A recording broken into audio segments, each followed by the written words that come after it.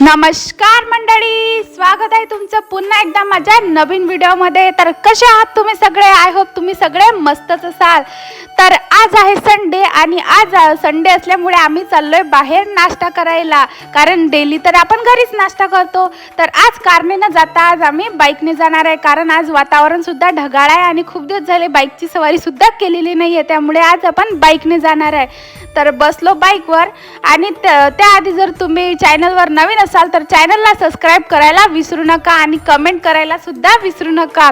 तर बाईकवर बसलो आणि आलो आपण आपल्या लोकेशनवर, कारण सौरभराव खूप दिवसाचं म्हणत होते की इडली खूप छान आहे, तू टेस्ट करून बघ वडा आणि इडली। पण तसं वेळच आपल्याला कधी भेटला नाही, तर आज संडे असल्यामुळे आलो।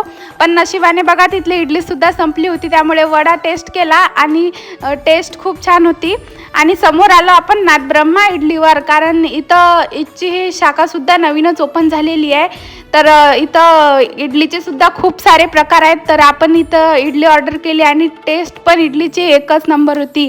त्यानंतर मस्तपैकी उसाचा रस प्यायला आणि घरी आल्यानंतर आपल्याला संध्याकाळी करायची होती व्हेज बिर्याणी। तर आजचा ब्लॉग कसा वाटला तुम्हाला कमेंट करून नक्की सांगा। भेटूया नेक्स्ट ब्लॉगमध्ये।